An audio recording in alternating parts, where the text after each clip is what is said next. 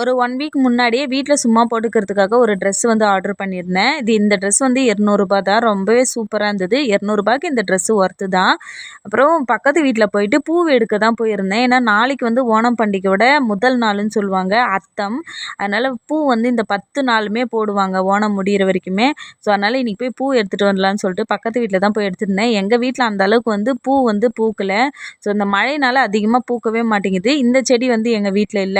So இருக்கிற பூலாம் வந்து பார்த்தீங்கன்னா, பறிச்சு எடுத்துட்டு வந்தேன். எங்க மாமியார் இந்த இலை மாரி இருக்கு பாருங்க, அந்த செடி வந்து எடுத்துட்டு வந்தாங்க. ஒரு 6 மணி போல வெளியே உட்காந்துட்டு வேக வேகமா அந்த காம்பெல்லாம் நீக்கிட்டு, ஸோ அந்த பூ மட்டும் தனியா அந்த இலைலாம் இருக்கு பாருங்க, அத மட்டும் ஒரு கவர்ல போட்டு வீட்டுக்கு வெளியிலேயே வச்சுட்டேன். ஃப்ரிட்ஜில வைக்கல. ஏன்னா, இப்போ பனி பேஞ்சுட்டு தான் இருக்குது இங்க நாங்க இருக்கிற ஏரியாவுல. ஸோ அதனால வெளியிலேயே வந்து ஃப்ரெஷ்ஷா இருக்கட்டும் அப்படின்னு சொல்லிட்டு ஒரு கவர்ல போட்டு வச்சுட்டேன். இனி இருக்கிற இந்த பூவ வச்சு தான் நாளைக்கு வந்து பூ கோலம் போடணும். எப்படி இருக்குதுன்னு பார்க்கலாம். இந்த வீடியோ பிடிச்சிருந்தா லைக் அண்ட் சப்ஸ்கிரைப் பண்ணுங்க. வீடியோ பார்த்ததற்கு நன்றி.